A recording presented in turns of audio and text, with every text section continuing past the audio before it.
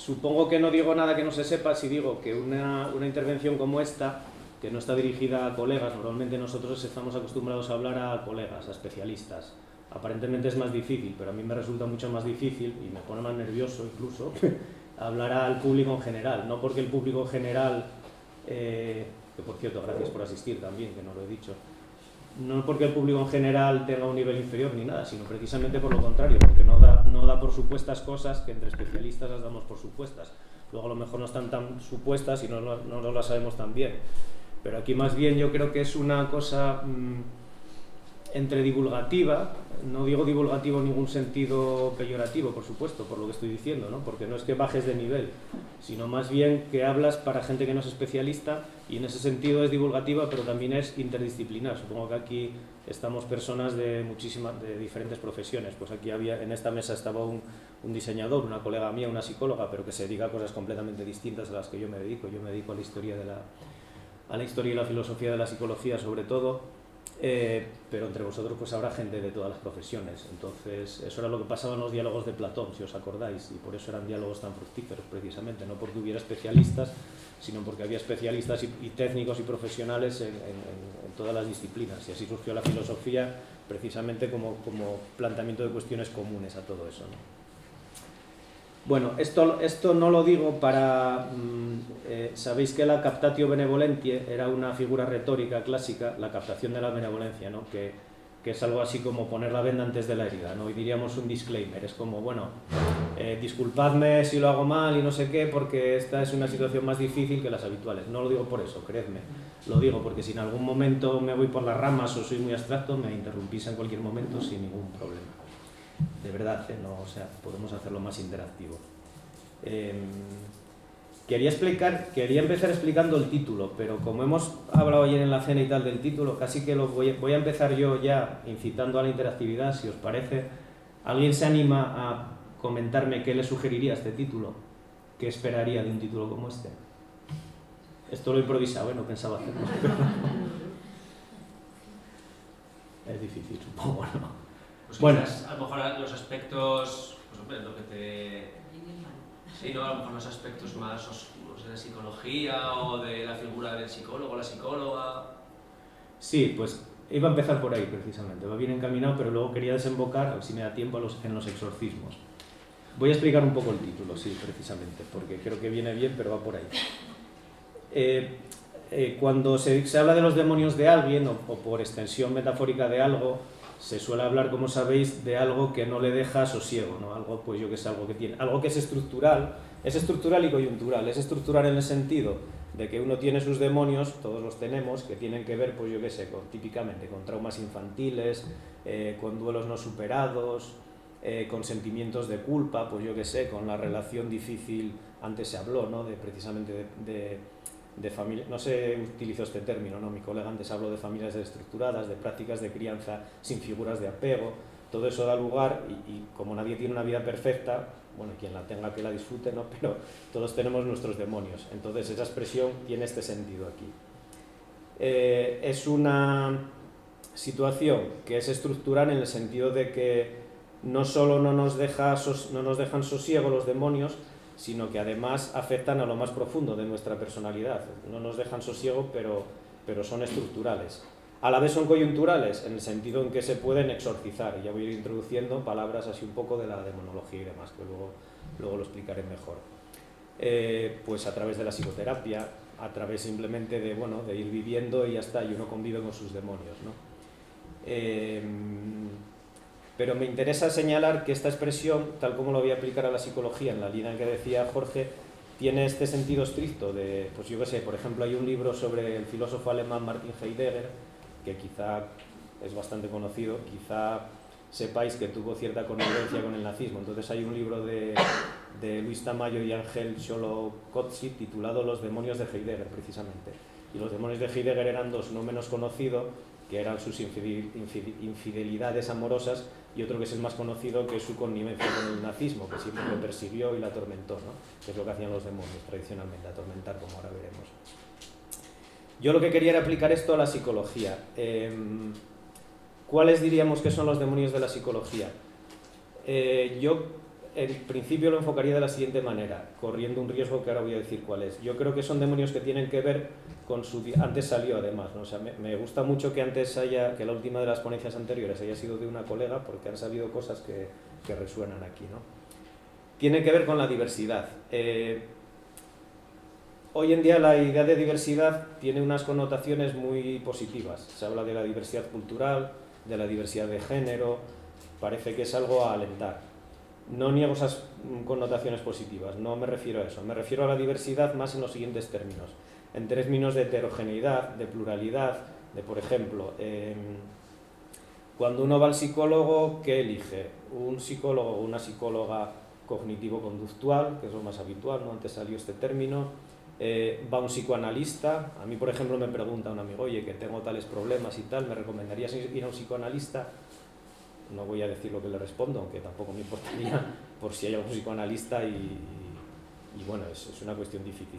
Pero lo que os quiero transmitir es que la cuestión de la diversidad de la psicología, que es una diversidad teórica, hay muchas escuelas, pues eso, psicoanálisis, conductismo, cognitivismo, humanismo, existencialismo, es una diversidad aplicada, clínica, pues eso, cuando voy a un terapeuta, ¿cuál elijo? Sistémico, humanista, existencial, contextual. Yo he leído hasta 500 escuelas psicoterapéuticas. Imaginaos si esto no es por lo menos un problema. O sea, lo que quiero es plantear la diversidad como un problema, no necesariamente negativo, pero por lo menos yo creo que desde un punto de vista pragmático es un problema, ¿no? Porque si uno va a un psicólogo, pues tiene que decidir. O sea, no podemos, ni en investigación tampoco se puede andar a ciegas o en un marasmo de alternativas, porque también hay metodologías diferentes, es otra de las dimensiones de pluralidad. Hay metodologías más experimentales, metodologías más reduccionistas, más que tienen que ver con la investigación neurocientífica, metodologías más cualitativas frente a las cuantitativas, que entre sí tienen una batalla tremenda luego, al margen de que por supuesto las relaciones entre colegas sean cordiales, pero luego como mar de fondo siempre está la diversidad, que no es una diversidad armónica. Esta es la cuestión, ¿no? Por eso es un problema.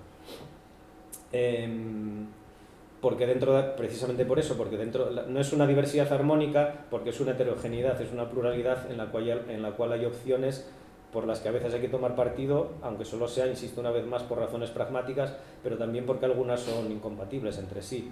Normalmente las dos reacciones ante esta pluralidad son la tradicional, que es la imperialista, vamos a decir, ¿no? Pues una de las perspectivas, ya sea en lo teórico, en lo metodológico o en lo aplicado, tiene que imponerse sobre las otras porque es la más científica.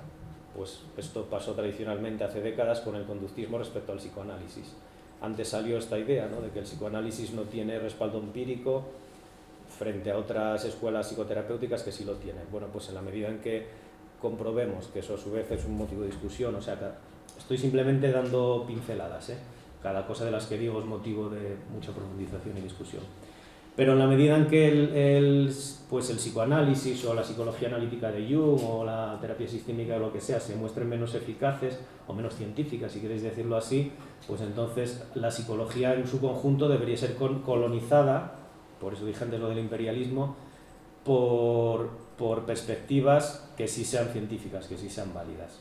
Esa es una de las posibles salidas a la heterogeneidad de la psicología, que es la que nos va a llevar ahora mismo a sus demonios.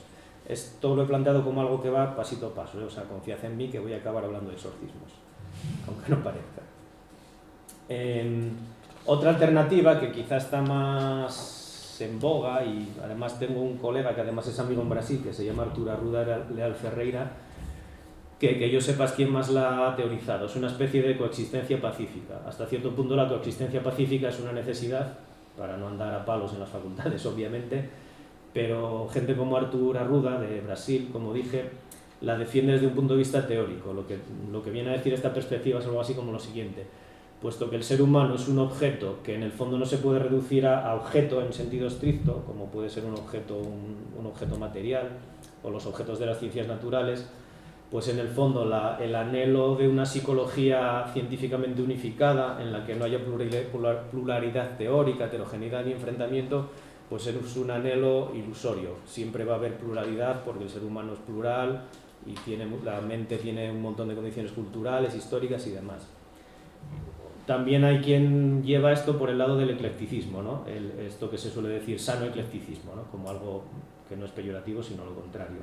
Entonces se diría, bueno, pues todas las perspectivas tienen una parte de la verdad y hay que quedarse con lo mejor de cada perspectiva. Esto es muy típico por mi experiencia hablando con colegas o incluso como paciente, vamos, por qué no decirlo, en la psicoterapia, ¿no? Pues alguien dice, un psicoterapeuta o una psicoterapeuta dice, bueno, pues yo elijo técnicas del psicoanálisis, elijo técnicas de la terapia sistémica, ahora da igual si sepáis lo que es o no la terapia sistémica, porque lo que quiero transmitir es que hay diferentes enfoques, tanto teóricos como metodológicos, como psicoterapéuticos o aplicados, también se aplican en psicología del trabajo y demás, pero yo ahora me voy a ir centrando en la psicoterapia. Hay diferentes enfoques, cada enfoque tiene unas técnicas, sobre esto volveremos también ahora, y es muy habitual que un terapeuta pues no sea y es razonable además, por supuesto, que no sea fundamentalista de una escuela, que no diga yo solo empleo técnicas conductistas, o yo solo empleo técnicas, bueno, aquí habría más discusión, los psicoanalistas y psicodinámicos sí que creo que son más de escuela, pero es bastante habitual el eclecticismo, ¿no? ¿Qué tiene que ver entonces el problema de la diversidad con los demonios? Pues los demonios implican tensiones, ahora lo veremos con más detalle. Los demonios implican algo así como seres que hacen que estemos tensionados, que nos hacen tener que elegir entre el bien y el mal, por ejemplo, entre una cosa y otra. Hay tensiones clásicas, y estas son los demonios de la psicología, que son muy conocidas, están yo creo que casi en la cultura popular, o por lo menos en la cultura de la psicología más o menos divulgada. Tensiones, enseguida os van a parecer evidentes. O sea, son demonios porque son tensiones que no dejan vivir tranquila la psicología y que además afectan a estratos muy profundos de la psicología, ¿no? Que es lo que antes dije que hacían los demonios, en esta expresión de los demonios de Heidegger o de quien fuera. Son tensiones clásicas como, por ejemplo, entre un enfoque más naturalista o más humanista, la psicología que pertenece a las ciencias naturales, como decía Watson, el fundador del conductismo en 1912 o por ahí, o pertenece más bien a las ciencias sociales. Hoy se suele incluir, por ejemplo, mi facultad está incluida en las ciencias de la salud, con la medicina, pero claro, eso genera el problema de que entonces entras en competencia con los psiquiatras, que son una especialidad de la medicina. Tensiones entre un enfoque, bueno, en relación con esto, más biológico, más cultural, entre la búsqueda, por ejemplo, en relación con esto de explicaciones del comportamiento dentro del cerebro, que ahora está muy de moda, con el éxito de las neurociencias, o más bien explicaciones que haya que buscar en el ambiente o en de lo que hablábamos antes, ¿no? O en la historia de crianza o en la historia biográfica de los sujetos, en circunstancias socioculturales, biográficas, como digo. Tensiones entre perspectivas más centradas en el individuo o más centradas en el grupo. Esto es muy típico de una área de la psicología que es la psicología social. Siempre se ha dicho que hay una psicología social psicologista, o sea, utilizando la primera palabra de la expresión, y una psicología social sociologista. Tiene que ver con esto, nos centramos en el individuo, en el grupo. Esa es otra tensión que define uno de los demonios de la psicología. Otra tensión entre la concepción de la mente humana como algo universal o la atención más bien a las diferencias históricas y culturales, que es algo por lo que van más bien algunas escuelas teóricas de la psicología como la psicología sociocultural o la psicología histórica, que tiene cierto revival además actualmente. O la tensión entre el comportamiento como algo mecánico, como algo que se puede explicar en términos de respuestas a estímulos, por aquí iría más bien el conductismo, por lo menos el conductismo clásico, pues yo que sé, como cuando una bola de billar golpea a otra, pues ese tipo de relaciones causales o mecánicas son las que en el fondo explicarían el comportamiento. Viene un estímulo, sale una respuesta. Lo estoy ridiculizando un poco, ¿no? Pero para que veamos la tensión. O bien, que es el otro cuerno de la tensión, el comportamiento humano. Alguien diría que también yo también diría que el animal. No se puede explicar de una manera puramente mecánica, sino que hay que tener en cuenta lo que a veces se llaman actos de significado. Es decir, el comportamiento es algo que siempre es funcional, que siempre tiene propósitos, que siempre tiene que ver con finalidades. Es decir, los sujetos no somos máquinas. Es a esto a lo que me refiero con la expresión demonios de la psicología, y son demonios que alguien cree que desaparecerán con el tiempo gracias al exorcismo, valga la expresión, del método científico, o gracias al exorcismo de la neurociencia, ¿no? Pues llegará un momento, esto se ha dicho literalmente, el fundador de la psicología, que fue Wilhelm Wundt, un alemán a finales del siglo, de los años 70, si no recuerdo mal, del siglo XIX, ya lo decía, aunque a la vez lo criticaba, decía, Freud también lo decía. Bueno, en el futuro, cuando sepamos cómo funciona realmente el cerebro y toda la circuitería del sistema nervioso, ya no hará falta la psicología, porque explicaremos aquello que produce el comportamiento, o nuestras experiencias, o nuestras emociones. Wundt lo decía críticamente y llamaba eso fisiología hipotética del porvenir, como diciendo que siempre se está poniendo como un horizonte al que nunca llegas. Pero aún así mucha gente sigue pensando que tarde o temprano, gracias a la aplicación del método científico que pasa por explicaciones neurobiológicas, la psicología será innecesaria. Entonces ya no tendrá demonios porque ya no habrá tensiones, ¿no? La psicología se resolverá en neurobiología. O bien porque en algún momento, como dije antes, algún enfoque teórico de los muchos que hay pues va a triunfar y entonces ya no habrá tensiones porque ya está, todos somos conductistas o todos somos cognitivos o todos somos lo que sea y ya no hará falta estar en tensión, digamos, ¿no? O bien otros, como mencioné antes a mi colega Altura Ruda, dirán que no, que los demonios van a permanecer para siempre porque son inherentes a la psicología, porque tienen que ver con que el ser humano es un ser propositivo, su mente está sujeta a muchísimas influencias culturales que varían con el tiempo, que varían entre los diferentes lugares y por lo tanto no tiene sentido aspirar a una psicología unificada.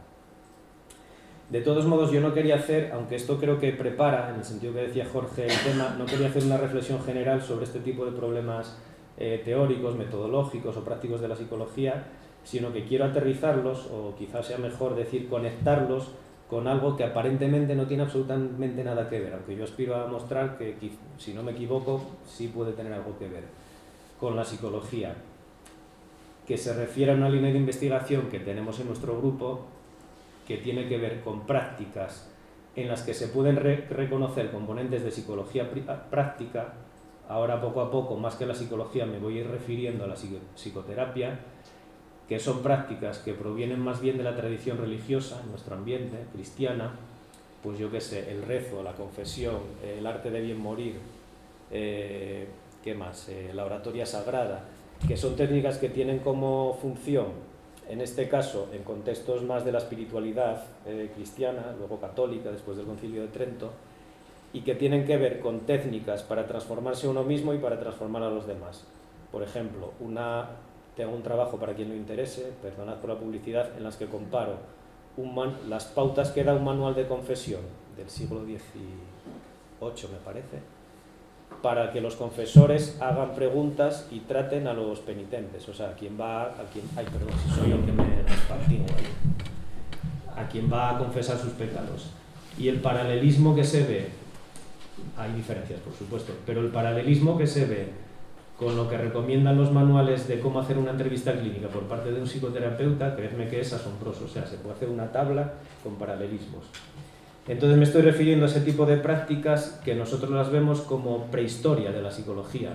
No es historia de la psicología en sentido estricto, porque la psicología se institucionaliza como disciplina pues, a finales del siglo XIX, principios del XX, pero sí es prehistoria de la psicología en el sentido de que son prácticas cronológicamente previas, pero que están refluyendo, digamos, o de algún modo están en el ambiente cultural en el que surge la psicología, y en algunos casos de manera directa. Sobre todo me interesa ahora que tengamos en cuenta que son prácticas de modificación de uno mismo y de los demás, pues a través de la ascética de los primeros monjes en el desierto, de la que ahora hablaré un poco, se modifica su espiritualidad, se purifica. A través de la confesión, del consejo espiritual, se modifica la de los demás para que sean mejores cristianos. Realmente estaban modificando su alma, su experiencia, que no es algo muy diferente a lo que se hace ahora en un tratamiento psicológico, con otro lenguaje, con otro marco moral y con otro marco teórico, que antes era el teológico o el teológico moral y ahora es el técnico-científico, aunque como vimos antes, las cuestiones morales siempre están infiltrándose por ahí. Una manera quizás de esquivar el problema de los demonios de la psicología es precisamente ir a una tradición que es la demonología, que ahora explicaré lo que es una subdisciplina de la angiología, ahora explicaré lo que es. Porque es una manera de ver a la psicología precisamente no como un conjunto de teorías sobre el comportamiento, sobre el habla humano o sobre la mente, según la escuela, sino más bien verla como un conjunto de prácticas de modificación de uno mismo y de los demás, que luego estas prácticas reciben, por supuesto, una cobertura y una justificación teórica, pero si nos quedamos en esa primera instancia de las prácticas, podemos ver algo así como que la psicoterapia, por hablar en términos contemporáneos, es una sinédoque de la psicología. Si recordáis la sinédoque es parecido a una metáfora, ¿no? Es cuando se toma la parte por el todo, como cuando se dice tengo 100 cabezas de ganado, pues dices cabeza por no decir el cuerpo entero del animal. Pues entonces la psicoterapia sería una sinédoque de la psicología en el sentido de que hace lo que en conjunto hace en nuestra cultura y en nuestra sociedad contemporánea la psicología, que es generar explicaciones del comportamiento, de la experiencia humanas, pero siempre con vistas a modificarlas, pues ya sea en el ámbito de la publicidad, de las cárceles, en todas partes está la psicología, en los equipos deportivos, en las consultas privadas. Ya hablo de psicoterapia, por supuesto, en sentido amplio, quizás sería mejor hablar de psicología clínica o aplicada. Sería la psicología aplicada como una especie de fractal, ¿no?, de la psicología, o sea, en ella aparecerían en miniatura todos los elementos que aparecen en la psicología, en tanto que conjunto de prácticas de modificación de la experiencia propia y ajena, recubiertas hoy en día por un lenguaje científico o técnico-científico, ¿no? A esto me refiero. He aludido ahora, y ya vamos entrando más en materia, a prácticas históricamente previas, aunque por supuesto aún vigentes en algunos contextos.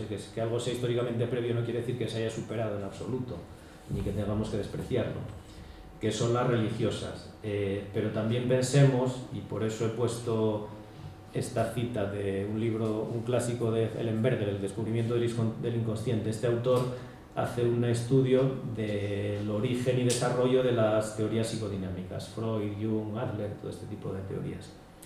Y tiene un capítulo inicial interesantísimo donde recoge material antropológico, casi que me ahorro contarlo si lo leéis, pero en fin. Tiene que ver con prácticas que son todavía más antiguas, no quiero decir más primitivas para evitar las connotaciones peyorativas, ¿no? Pero entendedme, primitivas en el sentido de que son las que estudiaban los antropólogos tradicionales, que tienen que ver con rituales, con creencias mágicas. Pues yo tenía aquí anotadas varias, yo que sé, de las que habla Ellenberger, que a su vez recoge de trabajos muy clásicos de antropología. Pues yo que sé, la recuperación del alma perdida, que en algunos pueblos se considera que tú pierdes el alma porque te la secuestra un hechizo o fantasmas que te secuestran el alma. Luego rituales grupales de expresión de culpas o deseos insatisfechos, que es algo que nos recuerda muchísimo a las terapias de grupo, por ejemplo en Alcohólicos Anónimos y en este tipo de organizaciones. La incubación ceremonial, que es recluir temporalmente al paciente en una especie de cueva o algo parecido para que se cure, normalmente por un sueño que va a tener revelador o por una visión que le va a purificar, que le va a revelar algo. O también otra práctica antiquísima, previa a la tradición religiosa, es la interpretación de los sueños, que no os necesito decir que está en Freud, pero vamos, no en los mismos términos, porque está dentro de su terminología, pero como práctica sigue vigente. Y también el exorcismo, en el que voy a acabar, es decir, la expulsión de los demonios.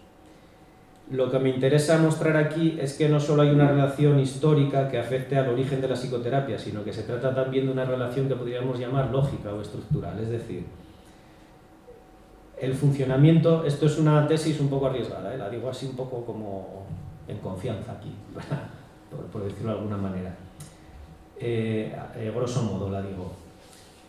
Podríamos preguntarnos si el funcionamiento de la psicoterapia no es en el fondo el mismo, lo cual no es ni mejor ni peor, que el funcionamiento de este tipo de prácticas, que en un pasado más cercano eran religiosas, como la confesión, como dije, o la oración, o la oratoria sagrada. La oratoria sagrada es muy interesante porque tenía que ver con cómo los oradores gestionaban sus emociones, por ejemplo, ¿no? Qué hacían para llorar, qué no hacían para llorar. Pero también con este tipo de prácticas más primitivas, con las comillas que queráis, pues que tienen que ver con rituales, con magia y demás. Quizá el funcionamiento es el mismo, y para sostener esto me baso en el libro que tenéis a vuestra izquierda, de Marino Pérez Álvarez, que en otros trabajos también, pero en este libro ha estudiado la psicoterapia como algo que es esencialmente, no quiere decir que no sea otras cosas, pero es esencialmente una ceremonia en el sentido en que los antropólogos llaman una ceremonia, es decir, un conjunto de rituales. Esto es algo que no solo se le ha ocurrido así como espontáneamente a Marino Pérez, sino que es algo en lo que vienen trabajando otros autores desde el punto de vista siguiente, desde el punto de vista de que quizás, y sobre esto hay bastantes trabajos que tienen que ver con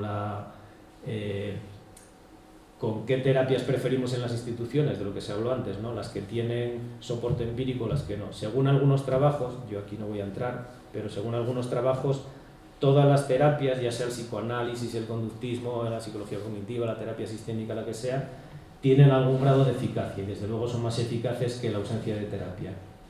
Y según Marino Pérez y otros autores que ya vienen tratando el tema desde los años 30 del siglo pasado, esto se debe a que hay una serie de factores comunes que atraviesan, que son transversales a todas las terapias, independientemente, o si queréis decirlo más suave, en relación, pero siendo preponderantes respecto a ellas, de las técnicas específicas de la psicoterapia.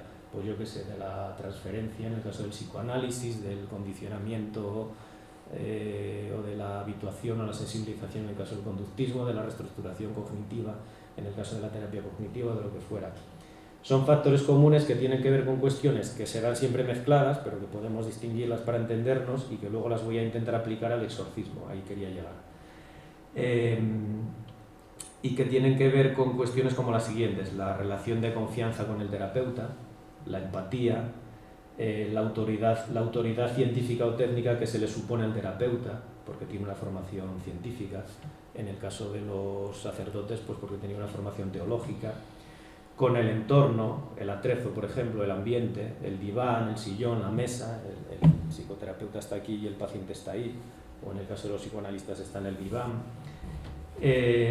o el hecho mismo de que la sesión, esto es muy importante y Marino Pérez lo desarrolla bastante en este libro, si a alguien le interesa, el hecho mismo de que la sesión de psicoterapia, la parte de la sesión que se desarrolla dentro del gabinete, porque luego hay tareas para casa, como las suelen llamar los psicoterapeutas, pero esa parte se desarrolla como en un tiempo y un espacio suspendidos. Eso tiene mucha trascendencia psicológica. También son factores comunes la teoría compartida acerca de las causas y el funcionamiento de los trastornos. Por ejemplo, Toby Nathan es un etnopsiquiatra francés, no sé si ha muerto ya, si no ha muerto tendrá bastantes años, pero que se encontró con el problema de que cuando empezó a llegar a París, creo que era en París, inmigración sobre todo de países de África, cuyos integrantes tenían creencias sobre el funcionamiento de la mente y los malestares que no tenían nada que ver con las que podía tener un psicoanalista o un psicólogo francés, pues entonces la terapia no funcionaba. Y este autor estudió esas cuestiones y llegó a una conclusión que desde cierto punto puede parecer evidente, ¿no? Para que la terapia funcione tiene que haber un mínimo acuerdo o una mínima negociación entre el paciente o el cliente y el psicoterapeuta respecto a qué son los problemas psicológicos y a qué los causa y a cómo se pueden abordar. No es lo mismo creer que un problema psicológico se debe a que estoy poseído por un demonio, a creer que se debe pues, a una mala experiencia biográfica o un trauma infantil o lo que fuera. Esos son los factores comunes. La pregunta entonces viene por sí sola: ¿acaso no son estos mismos factores comunes los que funcionaban en prácticas de psicoterapia prehistórica, como las llamé antes, en el sentido de previas a la psicología en cuanto disciplina, como la confesión o como el exorcismo, en el que ahora voy a entrar? El vínculo entre la demonología y la psicología desde este punto de vista ya no parece tan extraño, creo yo. Lo que pasa es que no es un vínculo directo, no es que la angeología, que ahora diré lo que es, aunque creo que se va intuyendo, y la demonología dieran paso así, sin más, directamente a la psicología, sino que la relación es más indirecta, aunque luego hurgando en textos podemos descubrir relaciones más directas de lo que parece, pero bueno, en principio esto es el inicio de una investigación y hasta donde nosotros hemos llegado, pues hemos llegado hasta aquí, hasta ver las analogías más que la relación directa, ¿no? Aunque hay relaciones directas en la línea que señala Ellenberger precisamente. Bueno, recordemos eso, con la cultura popular de películas como El Exorcista, antes comentábamos de si sería pertinente poner algún fragmento, al final no me he animado, no me he atrevido, o las películas de posesiones, pues es bastante conocido lo que es la demonología en el sentido de que es una angeología aplicada. La angeología es una tradición que viene de los primeros siglos del cristianismo, pero que se sistematizó sobre todo en la Edad Media por parte de la filosofía y la teología medievales. y que tenía que ver con cuál es la naturaleza de unos seres que son personales o personiformes, es decir, son como nosotros, son como los humanos, pero no son ni animales, ni humanos, ni dioses. ¿Qué son? Ángeles. Vamos, en nuestra tradición católica yo creo que sabemos bastante bien lo que son los ángeles. Se discutía sobre todo si estos, digo esto porque luego conecta con algunas prácticas concretas del exorcismo, pero se discutía sobre todo si los ángeles eran materiales o inmateriales. Por un lado, las perspectivas más filosóficas, menos desligadas de la religión, los consideraban inmateriales, porque si tenían un grado de pureza mayor que los humanos, o sea, la escala era animales, humanos, ángeles, Dios. Los animales son materia, dicho sin matices, luego hay muchas discusiones sobre esto. Los humanos somos materia y espíritu, los ángeles son espíritu y Dios por supuesto que es espíritu. Pero los ángeles, ángel significa mensajero, son los encargados de establecer la vía de comunicación ascendente y descendente entre Dios y los humanos. ¿Cómo se van a poder comunicar con nosotros si nuestros órganos sensoriales están anclados en la materia? Tienen que tener algún cuerpo, alguna forma de cuerpo, que esto es lo que defendían los teólogos más cercanos a la dimensión religiosa. A un ángel se le puede rezar, los ángeles custodios nos cuidan, entonces de algún modo tienen que aparecérsenos. Los que tenían una concepción más abstracta de los ángeles, más filosófica, decían que no, que los ángeles ni siquiera estaban hechos de materia sutil, como defendían los teólogos, que era materia ígnea, o sea, de fuego, o materia aérea, o sea, de aire, sino que eran espirituales. Aquí creo que ya va. Eso es la angeología. La angeología son tratados sobre los ángeles que vienen de los primeros siglos del cristianismo, pero que sobre todo se sistematizaron en el siglo XIII, sobre todo, con autores como, pues yo qué sé, San Buenaventura, Santo Tomás de Aquino, Francisco el Español, Francisco Suárez. ¿Y los demonios, la demonología qué es? Pues nada, lo mismo, solo que aplicado a los demonios, que son ángeles caídos. Aquí veis un cuadro de Bruegel el Viejo, donde está representando la caída de los ángeles rebeldes, que son los que están ahí abajo, hechos polvo, aplastados por los ángeles, por el arcángel San Miguel, si no recuerdo mal, ¿no? Corregidme si me equivoco, que es el que se encarga de vencer al demonio. Esto es la batalla entre el imperio celeste y lo que luego sería el imperio infernal al que se recluyen los ángeles, que es el imperio de las sombras. Esta metáfora aparece mucho, ¿no? Según vas ascendiendo desde los demonios hasta Dios, se va como iluminando todo el proceso, ¿no? Bueno, la relación entonces entre la angeología o la demonología, que las podemos usar como sinónimos, y la psicología no son directas en principio, pero indirectamente yo creo que podemos abordarlas desde tres puntos de vista, como si asediáramos el tema desde tres lugares. Me voy a centrar al final en el último, no sé muy bien cómo voy de tiempo, pero bueno, he calculado para 45 minutos o como mucho una hora. Si veis que me paso, me lo decís. El primer punto de vista se refiere a en qué medida la angeología y la demonología pueden ser vistas retrospectivamente como una especie de manera de antropomorfizar. Claro, antropomorfizar está mal dicho porque los ángeles no eran seres humanos. Se podría decir zoomorfizar, pero tampoco eran animales. Personificar sería la palabra, ¿no? Pues lo que hoy consideramos que son contenidos de la mente o la psicología humanas, es decir, emociones, pensamientos, temores, alegrías, instintos, pasiones. Lo que hoy consideramos que está dentro de la cabeza o dentro de nuestra subjetividad o dentro del individuo, en este momento se consideraba que estaba fuera o que nos influía desde fuera más bien, porque por supuesto también había teorías acerca de las facultades del alma. Era más bien una relación entre lo interno y lo externo, no es que todo estuviera fuera. En algunas prácticas de estas a las que se refería Ellenberger, más primitivas, sí que hay una percepción más clara de que lo que hoy llamamos psicológico estaba siempre fuera, en forma de demonios también, o de hechiceros, o de lo que fuera. Aquí estamos en una fase intermedia, digamos, en la angeología y la demonología. Y de hecho, y ahora lo veremos en un esquema, había unas características bastante, en esta dialéctica, digamos, en esta relación entre lo de dentro y lo de fuera, se establecían, y ahora lo veremos dentro de un momento, unas correspondencias muy precisas entre la estructura del alma humana y la estructura del mundo de los ángeles. Ahora las veremos porque es muy interesante. Pero me interesaba resaltar que había quiero decir, que la gente de la época no era tonta y se daba cuenta de este mecanismo de hacer exterior lo que es interior, o de personificar nuestras características, lo que hoy llamamos características psicológicas o de nuestra vida emocional.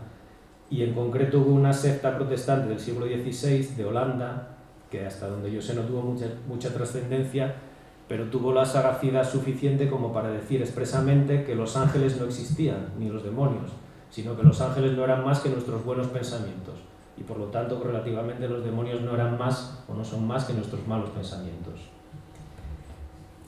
Esto nos lleva al segundo punto de vista, que tiene que ver con las jerarquías angélicas. A ver si... Aquí me he saltado, perdón. A ver. Vale, estábamos aquí.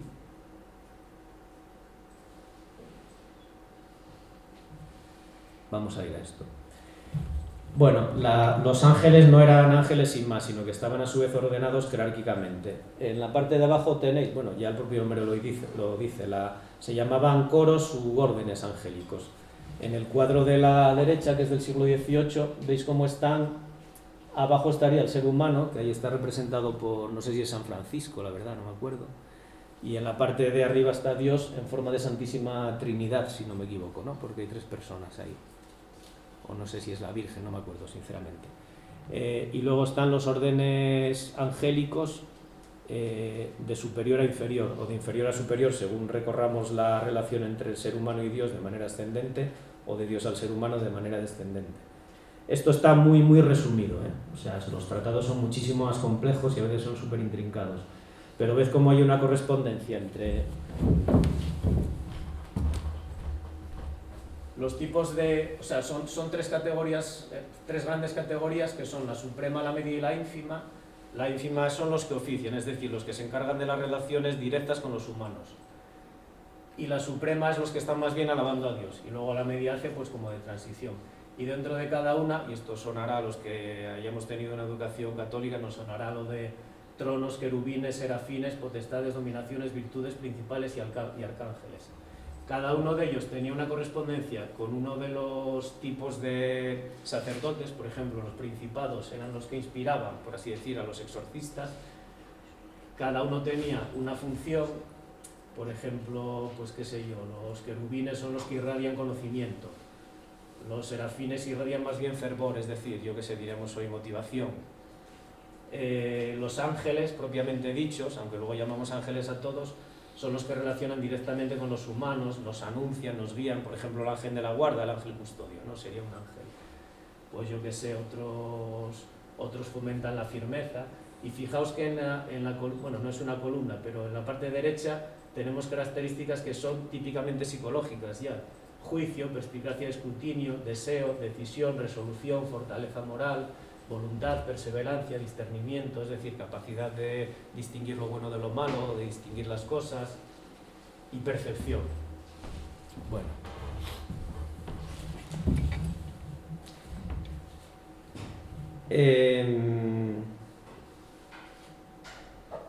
Había también clasificaciones de demonios, aunque eran menos importantes. A la izquierda tenéis más que una clasificación de demonios, es una representación de cómo los pecados capitales, me voy a levantar otra vez, perdona.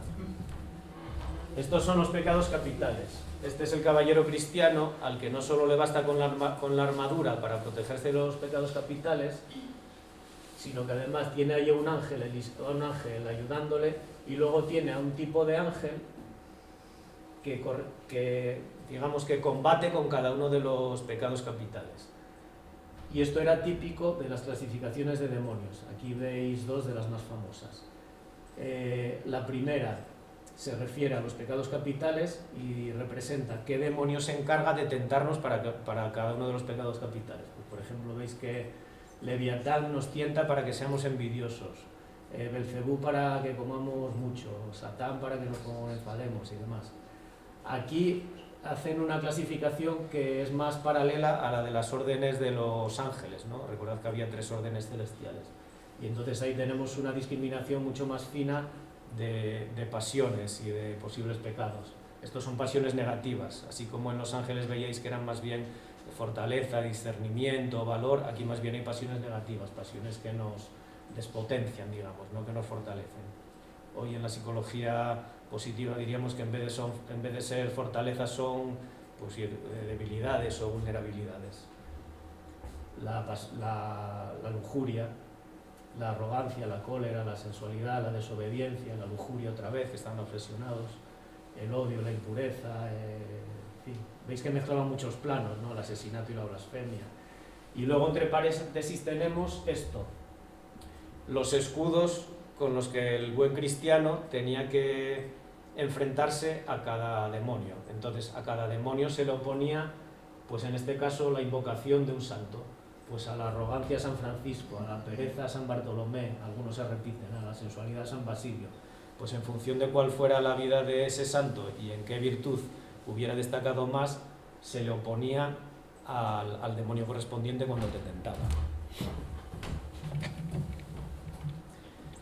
¿Veis cómo aquí además hay una jerarquía de funciones que va desde que se repite siglos después en la propia psicología? La psicología, desde que se funda, y hoy todavía estamos en ello, piensa en términos de funciones psicológicas básicas, la percepción, la sensación, que van desgranándose y van haciéndose más complejas hasta funciones psicológicas superiores, el pensamiento, el lenguaje. Es exactamente el mismo esquema que aquí, y de hecho empiezan por la percepción y acaban por el juicio, que sería el pensamiento hoy en día. Es decir, que los ángeles y los demonios en otra versión no solo eran personificaciones de la organización social humana, no solo eran lo que está entre corchetes, que era la organización social de la Iglesia, sino que también eran personificaciones de la organización del alma humana, por lo menos tal y como luego se formuló en términos arquitectónicos. Wilhelm Wundt, que mencioné antes, fue el que lo hizo de una manera más clara, desde la sensación, que era lo más, aquí hay otra cosa interesante, era lo más ligado a la materia, hasta el pensamiento, el lenguaje, que era lo más ligado al espíritu, hoy diríamos a la cultura. Y en muchas tradiciones psicológicas que salen de Wundt se emplea la palabra cultura.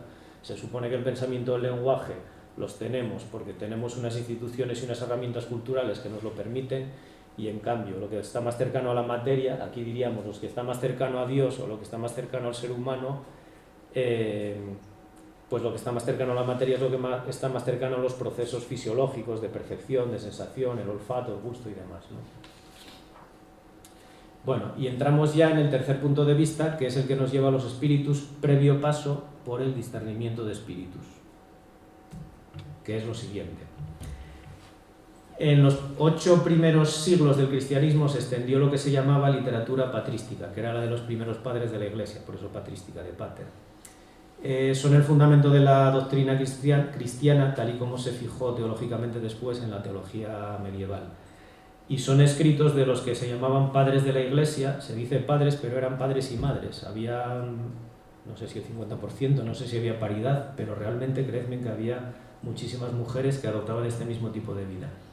Era una vida en la que querían imitar, no sé si recordáis un pasaje del Nuevo Testamento en el que Jesucristo, antes de salir a predicar, antes de adoptar una figura pública y tener discípulos y demás, se va al desierto a retirarse, a ayunar y a rezar, y recibe la visita de Satanás. Y Satanás le tienta con 3 tentaciones, me parece que eran muy suculentas, pero Jesucristo supera esas tentaciones y entonces ya se siente con la suficiente fortaleza espiritual como para comenzar a predicar y a tener discípulos y a extender su mensaje.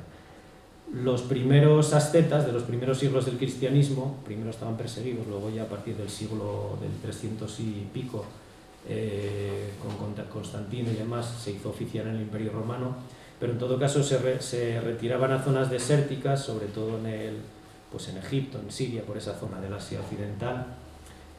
Por eso a veces se les llama padres y madres del desierto, no solo primeros padres, para imitar a Jesucristo precisamente, es decir, para pasar por las tentaciones por las que pasó Jesucristo y así purificarse. En sus escritos salen muchísimo los demonios, las apariciones de demonios. Ese es el origen de la demonología. Salen también los ángeles, porque los ángeles les inspiran, la palabra era esta, inspiraciones, les guían por el buen camino. Pero salen muchísimo los demonios, primero, precisamente porque imitaban a Jesucristo cuando fue a ser tentado por el demonio, o cuando se encontró en el desierto con las tentaciones del demonio y las superó, y segundo, y desde una perspectiva más prosaica, porque imaginemos cuál era la vida de un asceta en una celda, ¿no? Este es San Jerónimo.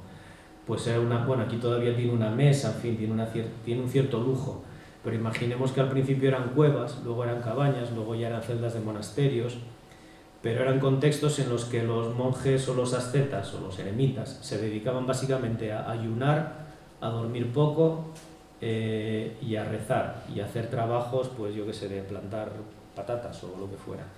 Entonces eran condiciones tan estrictas de vida que no era raro que aparecieran tentaciones que a ellos se les aparecían en forma de demonios. Tentaciones que tenían que ver con ¿qué? Pues con comer mejor, con beber vino, con dormir mejor y en un lecho más cómodo. Y también aparecen muy en primera línea las tentaciones sexuales.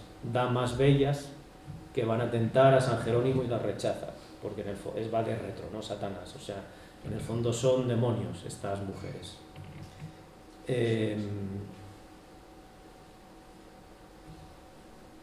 A veces también se les aparecen ángeles para ayudarles. No es buen ejemplo este, pero me parecía muy bonito el cuadro y además era de San Jerónimo, porque aquí el ángel, más que aparecer a San Jerónimo para ayudarle a resistir la crudeza de su vida escéptica, pues no, aquí aparece me parece que aquí aparece para anunciar el juicio final, con no sé si tiene una trompetilla y es como lo anuncia. Pero bueno, me pareció muy bonita esta imagen igual. El problema para estos monjes es que los demonios podían hacerse parecer por ángeles. Esto, quien haya visto El Exorcista o alguna película de posesiones lo habrá comprobado. ¿Cómo? El problema del demonio es que es engañoso, pero no es tanto que mienta, sino que mezcla mentiras con verdades. Es insidioso, llega cuando menos te lo esperas, y además al mezclar mentiras con verdades a veces te puede confundir. Por ejemplo, aquí estos son damas que le vienen a ofrecer comida o incluso en estos ascetas recibían muchas veces la visita de peregrinos. Si resulta que el peregrino era una dama atractiva, bien vestida, de clase alta, a ver si en realidad iba a ser un demonio que le tentaba, ¿no? Esto nos lleva al discernimiento de espíritus, al que ahora llegaremos. La recomendación que se hacían a sí mismo, y está en los primeros escritos, los ascetas, es que lo que había era que fortalecer el hábito, es decir, que tener una autodisciplina y un ejercicio que hoy llamaríamos de técnicas psicológicas suficientemente constante y persistente como para que el hábito se convirtiera, y esta es una expresión que seguimos utilizando hoy, en una segunda naturaleza. Y también utilizan la imagen del hábito como una muralla que preserva el yo. ¿Cómo distinguir entre ¿Cómo saber, por decirlo así muy básicamente, cómo saber si lo que viene es un ángel o un demonio? Pues mediante el discernimiento de espíritus. Es decir, había que aprender a distinguir si lo que venía era una tentación o era una inspiración, es decir, un sentimiento negativo o positivo, como diríamos hoy. Por ejemplo, San Anastasio, que era uno de los padres de la Iglesia del siglo IV, lo que dice es que lo que hay que hacer es lo siguiente. Dice, ayudado por el Espíritu Santo, comillas, ser capaz de conocerlos, se refiere a los espíritus, ya sean malignos o benignos, o ángeles o demonios. Saber cuál de ellos es menos malo, cuál de ellos más, qué interés especial persigue cada uno y cómo han de ser rechazados y echados fuera, pues sus astucias y maquinaciones son numerosas. La cuestión es que aquí, y en esto estamos muy en nuestros tiempos, en los que estamos ya muy psicologizados y muy acostumbrados a estar siempre pendientes de me siento ansioso, me siento deprimido, esto significará algo, significará otra cosa, tenían que estar constantemente vigilándose a sí mismos, autovigilándose. El escrutinio interior del alma, que es el que seguimos practicando hoy en este sentido que digo, de ver cómo nos sentimos, y que puede ser contraproducente precisamente, como lo era en la época, porque cuanto más escruta uno a sí mismo, más presta atención a síntomas que pueden ser intrascendentes, pero que por un efecto performativo, que ayer en la cena salía la palabra, pues puede acabar produciendo como una profecía autocumplida aquello mismo que se teme, ¿no? Si uno está nervioso y está, pues cuando uno empieza a hablar aquí, ¿no? Está nervioso y está más pendiente de los nervios de hablar en público que lo que tiene que decir el demonio de los nervios le acaba capturando. De hecho, una de las técnicas de discernimiento, no de discernimiento de espíritus, sino una vez discernidos, una de las técnicas de evitar al demonio era prestar atención a otra cosa. Creo que ahora me dará tiempo poner un ejemplo. Había también signos externos de la presencia de ángeles o demonios, pues fenómenos meteorológicos, o que caía un rayo en un árbol, o a veces simplemente los describían en términos de apariciones. Cuando era un demonio claramente aparecía en forma de monstruo, es una imagen del demonio que es la que todavía tenemos hoy, como pues con rabo, cuernos y todo eso, ¿no? Bueno, no estrictamente así, pero vamos, es el antecedente de esa figura. Y los ángeles, el problema era mayor con los ángeles, porque un ángel se aparecía como un ser de luz, un ser puro, pero a lo mejor ocultaba un demonio. Entonces el discernimiento de espíritus, que ya veis que llegó hasta el siglo XIX, hay un colega mío que, si os interesa esto, os recomiendo sus trabajos, que es Luis Martínez Guerrero, de la Universidad de Nebrija, que ha estudiado con detalle cómo eran las técnicas de discernimiento de espíritus en los jesuitas, ya en el siglo XVII. Como veis, llegaron por lo menos hasta el XIX.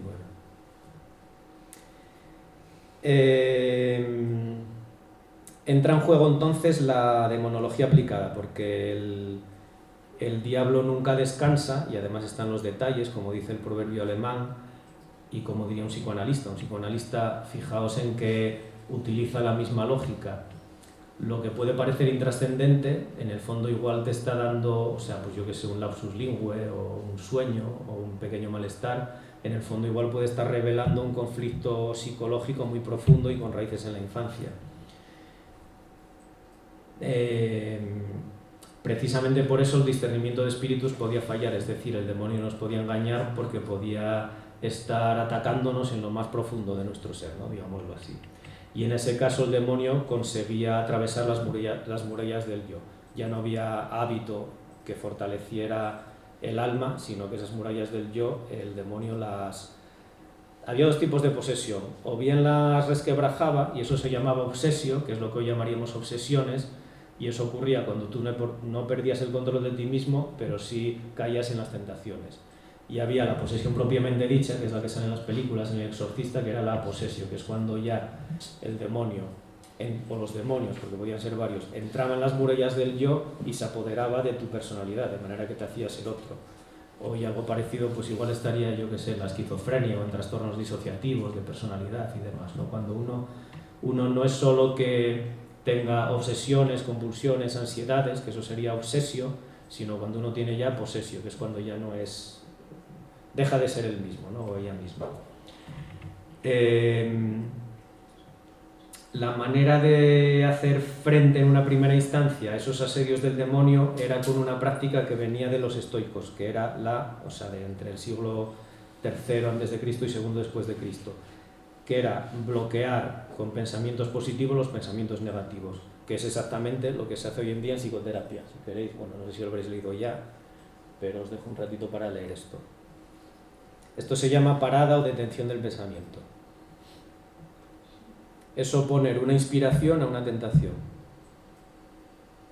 Por ejemplo, Evagrio Póntico, que es de un padre del desierto, no sé si lo mencioné antes, del siglo IV, dice, catalogó 50 tentaciones o pensamientos impuros, es decir, demoníacos, y decía que lo que había que hacer cuando nos asaltaba uno de esos pensamientos impuros era lo siguiente, dice, para aquellos demonios que se transforman en imágenes obscenas y que aparecen poco a poco en el aire sutil, recordadlo de si los demonios y los ángeles eran espirituales o no, aquí claramente son materiales pero sutiles.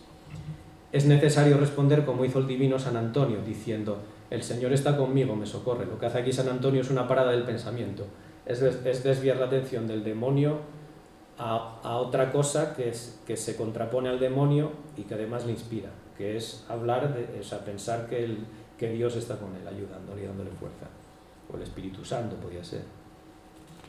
Es también la idea que aparece en muchas películas de que el demonio solo te afecta si le temes, o los fantasmas.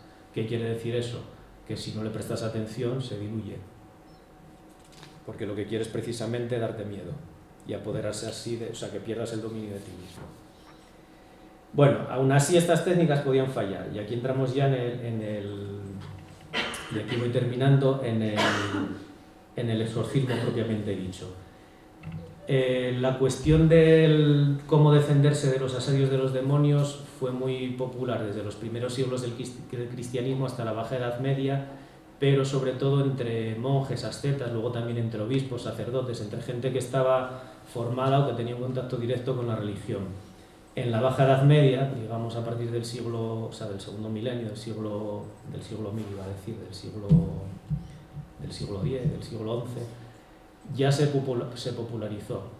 Y desde esa etapa hasta el siglo XVII, finales del XVI, y ya por supuesto con la proliferación de las obras impresas tras el invento de la imprenta, empezaron a proliferar, sobre todo a partir en el siglo XVII, es la época dorada, manuales de exorcismo. Y es como que la ceremonia del exorcismo, que hasta entonces pues en cada sitio se hacía de una manera, cada sacerdote lo hacía de una manera, se estandarizó. De hecho, lo tenía por aquí, lo voy a coger por si lo queréis ver. Es un facsímil de un manual de exorcismos, que es el que yo he manejado. No está maldito ni nada porque es un facsímil, no es de la época. Este es uno de los más importantes porque es el que recoge ya lo que llamaron el rito romano, que todavía sigue. De hecho, si veis aquí, este recoge el rito romano, es decir, el rito oficial del exorcismo sancionado por el Vaticano. No veo bien la fecha, pero números romanos, si no lo descifré mal, creo que era de 2004 o por ahí, o sea, es de hace relativamente poco. Esos otros son más de los siglos XVII, XVIII, y este es el que tenéis ahora en la mano, es el que yo he manejado. Entonces se estandarizó la ceremonia, como digo, creo que fue en 1614 o 1617 cuando se estandarizó la ceremonia. Y ahora, para terminar, yo creo que lo que podemos hacer es, ese libro que tenéis entre las manos, analizarlo como si fuera una ceremonia psicoterapéutica y acudiendo a la idea de factores comunes que dije al principio, es decir, a la idea de factores que son transversales a todas las formas de psicoterapia y que funcionan, es decir, curan. Ahora veremos que no siempre, a veces el demonio se queda, pero en principio curan precisamente gracias a esos factores y no a los ingredientes específicos de cada psicoterapia, sin que yo quiera decir que esos ingredientes no coadyuven a la cura o sean inútiles o sean perjudiciales. En principio no tienen, en psicoterapia por lo menos no tienen por qué serlos. En otras formas de psicoterapia primitiva, psicoterapia entre comillas, el Lemberger sí señala que algunos sí pueden ser perjudiciales porque se mezclan con la medicina y pueden implicar introducir venenos en el cuerpo y demás, pero bueno, esto no sabe la cuestión. Bueno, voy a seguir aquí a Marino Pérez, aunque aparece en otros autores, la cuestión de los factores comunes, pero Marino Pérez, cuyo libro enseña en la primera diapositiva, es el que mejor sistematiza esto. Probablemente Marino Pérez, por lo menos en lo que he hablado con él, se resistiría a llamar a esto psicoterapia. Yo aquí lanzo la hipótesis, a ver cómo os parece, de que podemos llamar, no en sentido estricto, pero sí en sentido análogo, psicoterapia, o algo parecido a la psicoterapia, en la medida en que funcionaba mediante mecanismos que hoy reconocemos y traducimos como psicológicos, a ceremonias como esta del exorcismo. Entonces, lo primero que hay es un contexto extraclínico, o sea, que es previo al contexto clínico psicoterapéutico estricto, ¿no? Que no es más que la creencia compartida en la posesión diabólica. Hoy esto, salvo en algunos contextos, no nos valdría. Hoy uno va a un psicólogo diciendo que está poseído y hay que hacer todo un trabajo de negociación, para decirlo así abiertamente, en principio el psicólogo estándar no cree en las posesiones diabólicas, entonces hay que hacer un trabajo de negociación. Aquí hay algo interesante y es que según cómo se conciba la posesión, según si se considera que los demonios son materiales o inmateriales, hay técnicas y rituales distintos. Bueno, este es el índice del tratado, no es más que eso. Por ejemplo, cuando se considera más bien como algo material, el demonio posee estrictamente al cuerpo. En muchas películas lo habréis visto, que se mete por la boca y sale por la boca. Aquí están exorcizando a San Benito y veis que el demonio que le han sacado es un animal, es un demonio que estaba ahí físicamente, no es un espíritu ni nada de eso. Otras veces se consideraba que el demonio era más algo espiritual, digamos. Esto tiene importancia en los rituales porque aunque se daba siempre mezclado, es decir, en los manuales ni aparece el demonio completamente como un animal que se te mete dentro del cuerpo, ni completamente como un alma que te posee el yo, sino que aparece de las dos maneras. Pero tiene importancia ritual porque en la medida en que se considere como un ser material, los ritos tenían más que ver con acciones, por ejemplo, ahí aparece, con golpear con la estola o con ese tipo de, o sea, con acciones mecánicas sobre el cuerpo. Y en la medida en que eso considerase que era un ser inmaterial, pues aparece más lo que, yo qué sé, pues lo que aparece en la película del Exorcista, ¿no? Que es lo que más se estandarizó. Es más bien la cura por la palabra, es decir, palabras mágicas. La palabra parece algo más inmaterial en la medida en que es aéreo, que ya no inciden directamente sobre el cuerpo del poseído o el energúmeno, como lo llamaban entonces, sino más bien sobre su mente, diríamos hoy, ¿no? Bueno, en todo caso estaban mezclados y las técnicas eran de los dos tipos. Luego estaría el contexto clínico propiamente dicho, que es el que componen el poseso y el exorcista, que idealmente debería ser un sacerdote porque es quien tenía la formación para realizarlo.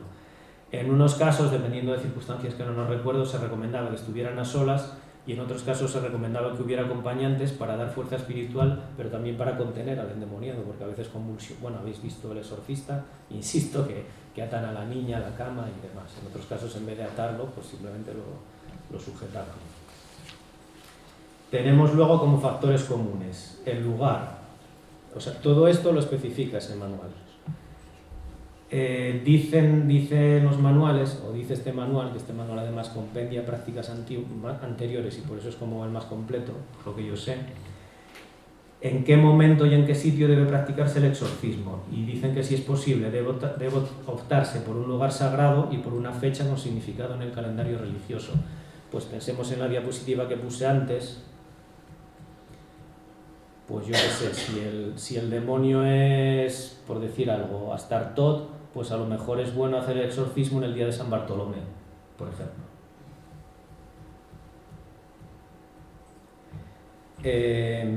Eso en cuanto al lugar. En cuanto a la gente, al experto, pues obviamente lo ideal es que fuese alguien investido de autoridad, como hoy es un psicólogo o un psiquiatra, y entonces será un sacerdote.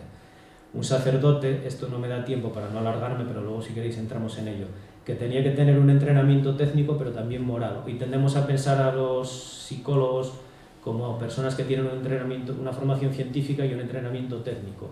El sacerdote no solo tenía que tener esos conocimientos teológicos, científicos diríamos hoy, y técnicos, es decir, saber qué hacer, saber cómo llevar adelante la ceremonia, sino que además tenía que ser virtuoso. Si luego da tiempo podemos comentar esto porque tiene unas concomitancias con cosas actuales muy interesantes. Pero bueno, en el manual, si veis el índice, aparecen con mucho detalle los requisitos y la preparación para convertirse en un exorcista.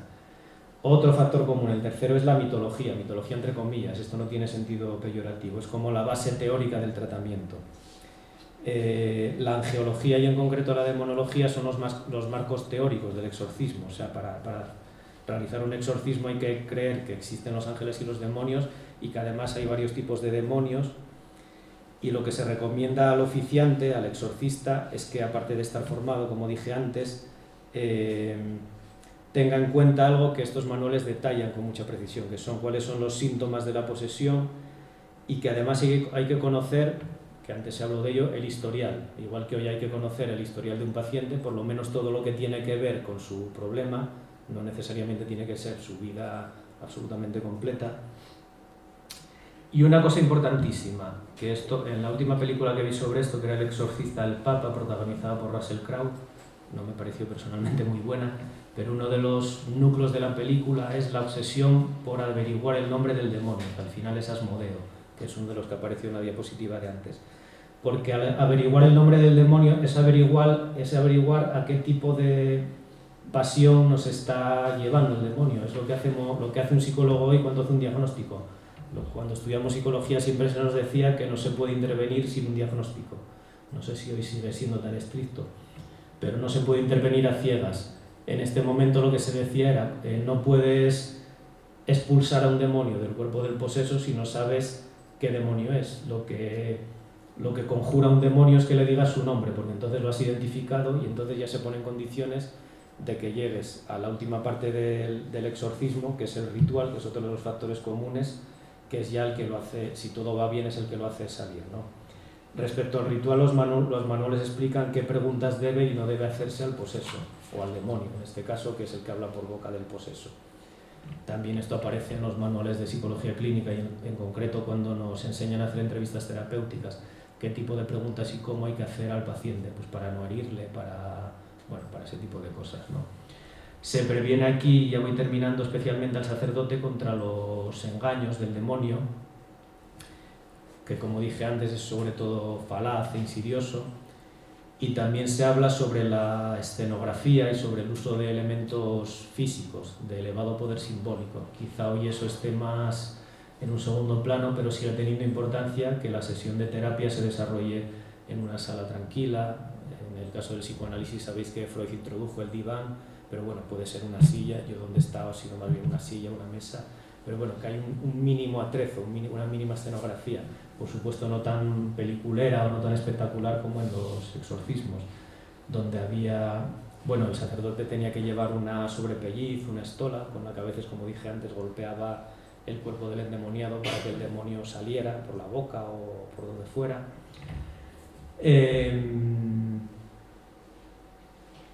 Velas, cruces, reliquias de santos, se estaba dando constantemente a besar a la cruz. Esta es una pintura de Goya muy conocida. Esto no es estrictamente una posesión, sino algo de lo que no hablé, que tiene relación con esto, de lo que sí hemos hecho un trabajo, Florentino Blanco y yo, de la Autónoma, que tiene que ver con cómo hacer que en el último momento de la vida el alma pesara más los vicios que las virtudes y el alma se salvara y no fuera a parar al infierno. Entonces, lo que ocurría en el lecho del moribundo es que había ahí, de hecho esto me la salté porque ya no daba tiempo, pero es lo de la izquierda. Eso es un grabado de un arte de morir y ahí ves que está el moribundo en un lecho, ya me anticipo al nicho, y tiene a su lado santos y un ángel que le están ayudando a que finalmente su alma se salve, y que han aplastado a los demonios, que son los que están ahí abajo, y los que le estaban tentando para que finalmente renegara de Dios. Pero imaginaos en un trance de agonía, con dolores, dudas de fe, blasfemias y demás. Aquí están más bien las tentaciones a las que se sometía San Antonio, que ya ves que son tentaciones pues como muy crudas, ¿no? Tal como están aquí representadas.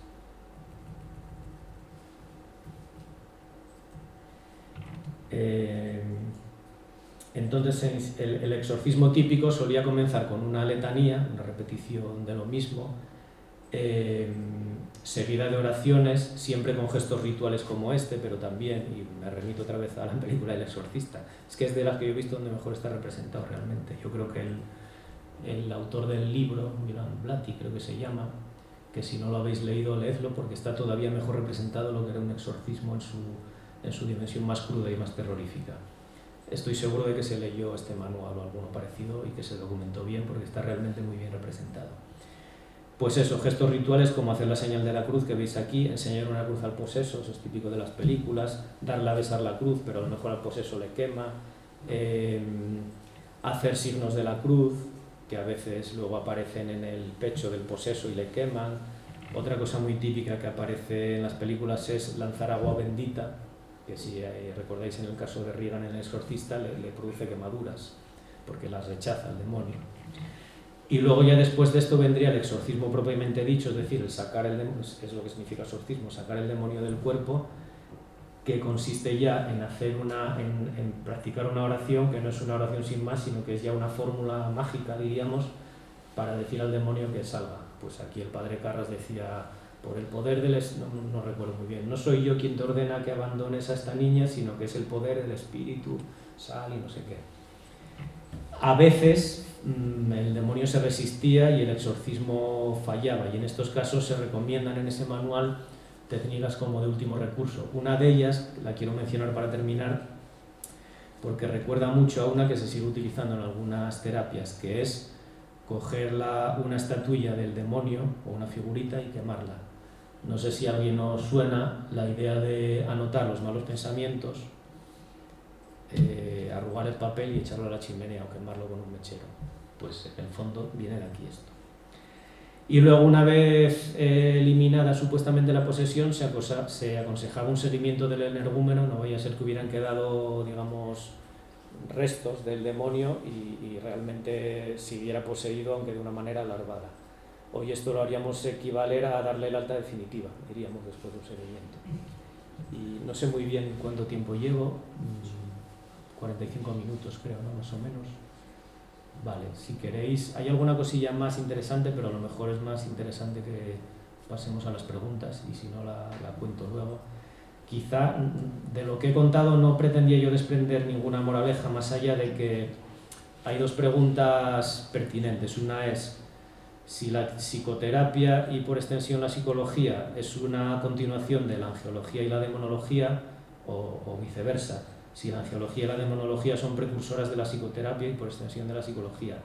Lo que no querría transmitir en ningún momento, son ambas cosas obviamente, aunque son antecedentes indirectos como dije, pero lo que no me gustaría transmitir es que la psicología de algún modo, la psicología científica actual y la psicología aplicada, académica, en todas sus vertientes, se devalúe respecto a esto. Yo creo que no se devalúa, sino que se reconoce como una dimensión de su historia previa o de su prehistoria, que luego se transformó obviamente a través de investigaciones científicas. La psicología surgió a finales del siglo XIX, se institucionalizó luego más bien a principios del XX, como una mezcla de muchas cosas, una mezcla de dimensiones prácticas que sí tenían anclaje en este tipo de prácticas religiosas y previas incluso a la tradición religiosa cristiana, pero también con dimensiones científicas respecto a preguntas de cómo somos capaces de percibir, de cómo somos capaces de conocer, preguntas que venían de la filosofía, de la biología, cuál es el papel de la mente en la evolución biológica,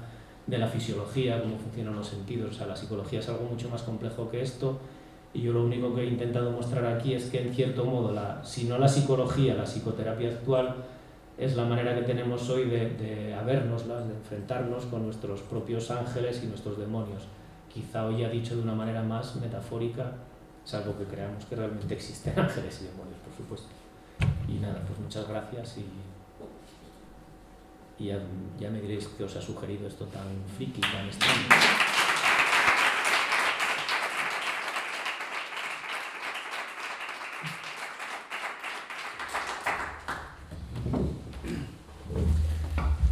Muchas gracias, José Carlos, por tu presentación, por la analogía que has hecho, sorprendente, por lo menos para mí muy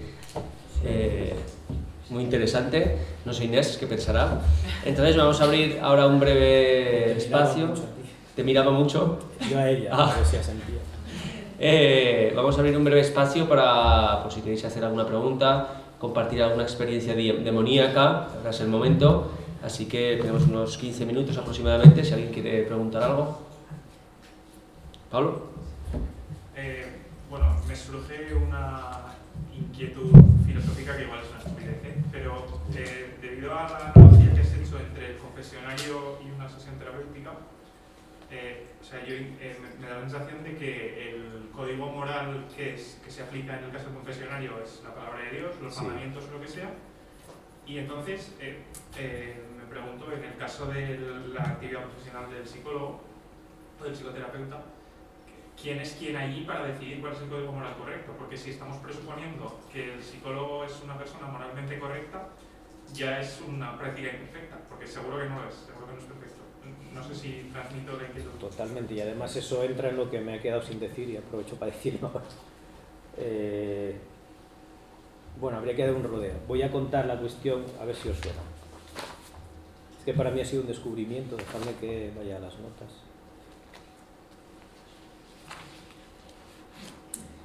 Era una polémica teológica, luego como siempre va a parecer muy abstracto, pero luego aterriza en esto. Esto se refería sobre todo a los sacramentos. El exorcismo no era, yo esto no lo sabía, no era propiamente un sacramento, sino un sacramental, que era una cosa más intermedia, pero bueno, prescindiendo de cuestiones técnicas de lo que era, había una discusión teológica muy interesante que era si los sacramentos funcionan ex opere operato o ex opere operantis. Ex opere operato quiere decir a través de la propia técnica, es decir, dicho a lo bestia, un cura era un cabronazo y no tenía una vida virtuosa, y sin embargo su sacramento funcionaba por la propia técnica. O bien no, o bien funcionaba por la propia técnica porque en realidad estaba Dios ahí como respaldando el funcionamiento de esa técnica, ¿no? Como de esa técnica mágica, si queréis decirlo así, sin que esto sea peyorativo. O bien funcionaba más bien, claro, las posiciones no eran dicotómicas, la mayoría consideraban que funcionaba por las dos razones, pero a la vez eran separables las dos razones.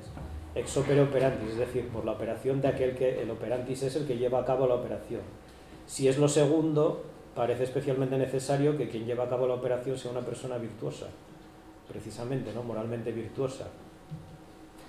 Eso es como se planteaba la cuestión en los términos de la teología medieval. ¿Qué resto queda de esto en la psicología o en la psicoterapia, más en concreto? Aparentemente ninguno, pero no olvidemos que hay varias dimensiones de esto. Los psicoanalistas tienen que psicoanalizarse previamente. Es como si dijéramos que un cura que no crea en Dios no podría administrar un sacramento.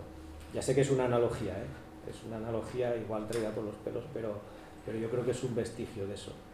Los terapeutas analistas, que son los lacanianos, lo llevan más allá y tienen que hacer un rito de paso estricto y exponerse, tienen que hacer una especie de ascética. Hay un trabajo sobre eso que a quien le interese se lo paso, no recuerdo ahora la autora, es una autora brasileña también, donde analiza antropológicamente cómo es el rito de paso de los terapeutas lacanianos.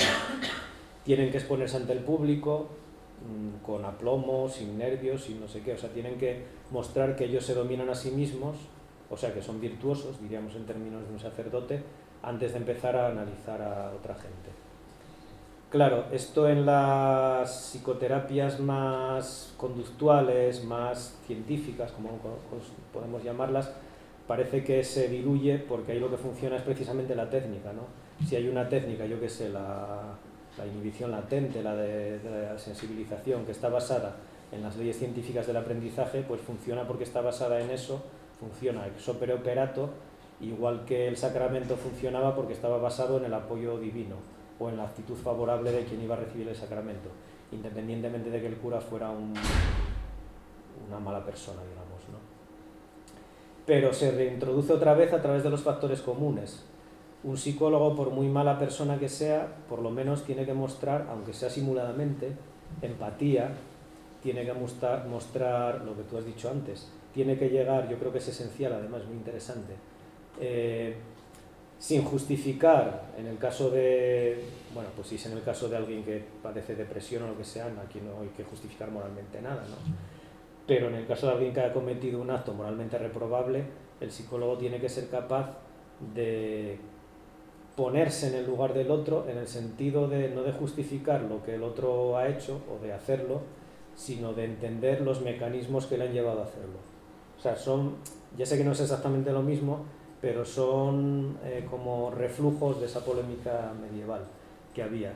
Y hoy en día, y por terminar, en la edad, bueno, no solo la Edad Media, en toda la época moderna, hasta el siglo XIX, es verdad que el modelo era el buen cristiano. Hoy yo creo que tenemos una pluralidad mayor de modelos, pero más bien acotados al buen ciudadano. Por ejemplo, alguien que comete abuso sexual, pues no es un modelo de ciudadano, evidentemente. Quiero decir que hay un referente moral que sigue estando implícito ahí, ¿no? Es lo que se me ocurre.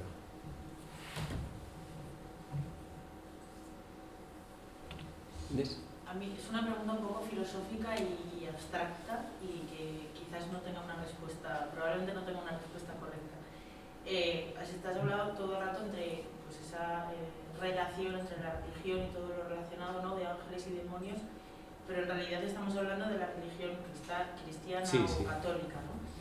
Pero estos ángeles y demonios de alguna manera también están hasta cierto punto compartidos por otras religiones, ¿no? Podemos encontrarlo también en otras religiones. Y de esta misma manera la psicología de la que estamos hablando en este contexto es una psicología que se trabaja sobre todo en el mundo más occidental, pero en otras partes del mundo y en otras culturas también existen otras ramas de la psicología que de alguna manera lo que persiguen es esto, ¿no? Que la persona esté cómoda, que sea funcional en su entorno y que tenga conductas adaptativas.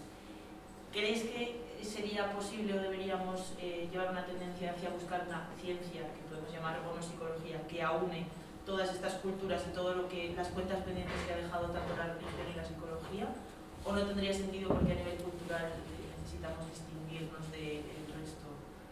O sea, ya digo que es una pregunta muy... Sí, no, es difícil. Es que yo creo que se hace cuando se tiene que hacer. Antes cité a Toby Nathan, que es el autor francés, que lo hizo por necesidad. Son muy interesantes sus libros. Yo creo que era psicoanalista.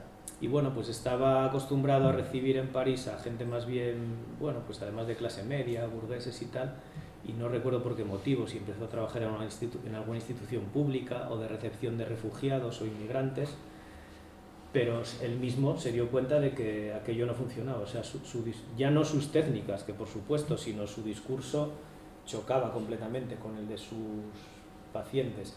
Y yo creo que hizo una cosa que es muy inteligente, que tiene que ver con algo que has dicho tú, que no es, bueno, pues cada uno tiene su burbuja cultural y ya está, nos adaptamos a cada una y hacemos diferentes psicologías. Lo que hizo él fue negociar. Dice, bueno, yo estoy educado en estos presupuestos, esta es mi cultura, pero tampoco voy a renunciar sin más a ellos. ¿Qué te parecen a ti? O sea, hacía un diálogo con los pacientes, que luego además lo hizo en forma en grupo, eso es, lo describí, es súper interesante. Y llegaron a posiciones intermedias.